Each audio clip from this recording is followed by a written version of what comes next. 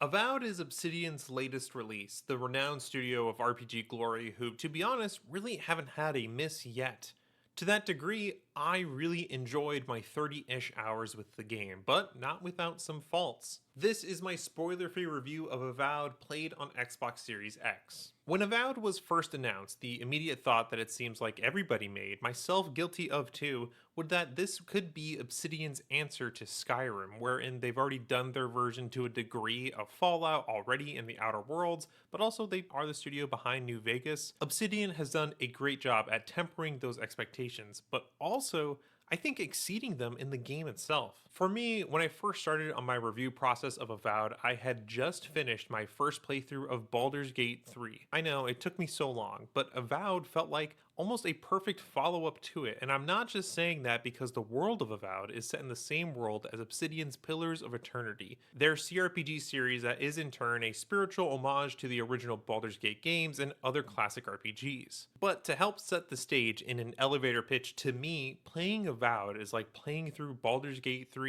through the eyes of Skyrim with BioWare partner systems. That last part is not just because of the fact that Kai, your first real party member you recruit to your crew, is voiced by the same actor who portrayed Garrus in Mass Effect 1 through 3, Brandon Keener. What really stuck out to me was the world of Avowed, the living lands themselves, visually and in exploring them. Gameplay-wise, the lands are split up by these decently sized zones, which correspond with what part of the story you're in. I thought that each zone felt distinct in its biome, but also in its service to the narrative. The first area you arrive in is more lush with green trees and forests, and the further you progress, the more you see how derelict the world actually is. And there's beauty in all of it, literally. The lighting work done in Avowed is incredible, like how the way the lights reflect off objects, the water, or even just your party members. It adds to this immersion, let alone the colors that also add to it, especially at night. The deep, bright purples, greens, and blues stick out. It's fungal and aquatic, and it's really well done.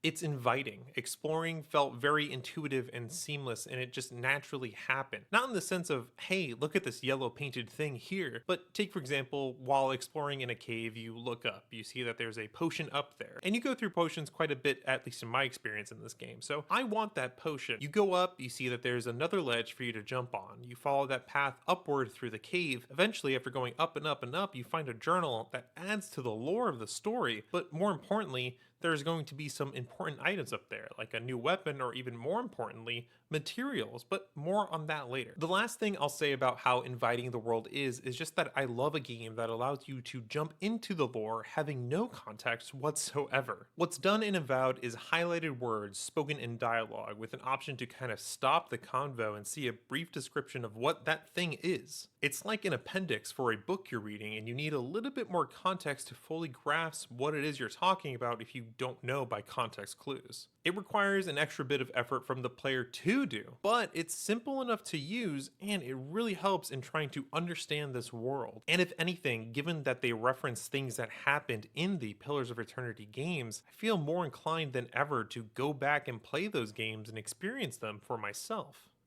I thought the systems of Avowed were just fine across the board, from the upgrading systems to the levels and abilities.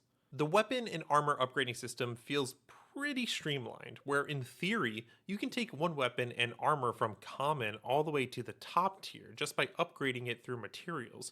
So if you're someone like me who really likes one of the unique weapons you find at the beginning of the game and just want to focus on keeping that around, you absolutely can do that. However, this requires you to constantly be looting and searching for those materials or breaking down found weapons to get their materials. Now, this does happen pretty passively, and the other side of this is just selling everything you find to buy new stuff when you get to towns. And then the other aspect is just doing the side quests and finding pieces along the way. All of this is viable for you to do, and it's very much needed because the enemies do not scale with you. You have to get better gear so that you can be ready as you progress, and sometimes, I will say, it felt like a chore to manage the gear levels. On the leveling side of things, you have your classic level up to get a point you can add into Constitution, Perception, etc, etc. I don't really have much feedback on that, it felt pretty much fine. On the other side of leveling up is the ability side of things. It's split up into 5 different tabs. One is for your powers you get through playing the game for the narrative's sake. 1 is for your partner's abilities, and 3 are for you. They're broken up into fighter, ranger, and wizard. From a step back, this is all fine. I just wish I leveled up faster so I could really mix and match the abilities across the board that coincided with the 2 loadouts I eventually ran. It's more selfish than anything to wish I could use or unlock more of the abilities and buffs instead of just resetting my stats over and over, which I did do at least a few times. That brings us to combat. It's a pretty big focus of Avowed, and I don't think it's terrible, but it's not revolutionary, and that's okay. There's a plethora of weapons and loadouts for you to build around abilities with, so there's no lack of variety there, and I don't think you're really forced into one specific loadout. You can make them all work for you, especially given that you have access to 2 weapon loadouts at all times. Like for me, the first half of my time playing, I had a wand and a grimoire, a book of spells, in one loadout, and could swap to my sword of fire and shield to take the fights up close. Eventually, I switched to having my main loadout be that sword and shield because it looked sick,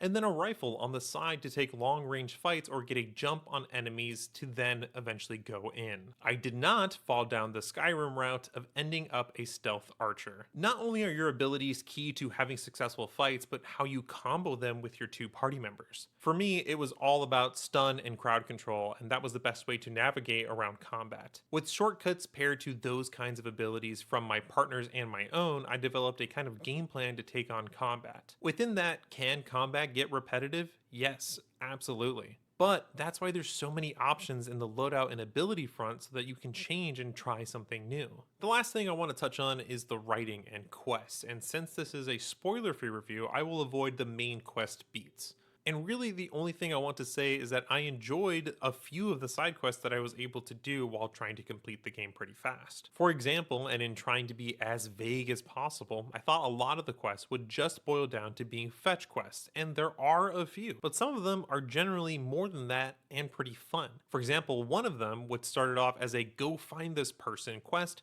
ended with the option of fighting a god. And there's a few side quests that kind of subverted my expectations in a similar vein. There are plenty of other things I liked about Avowed. I could consult my party members when making a drastic decision. Instead of fighting out of a town of hostiles, I just parkoured my way over them through the rooftops. I could die in a boss fight, come back and eat something that increases my intelligence, pass a dialogue check, and avoid that fight. Even if you don't have a magic build, you can throw these grenade type things that turn water into walkable ice platforms so that you can explore more of dungeons or even just solve puzzles.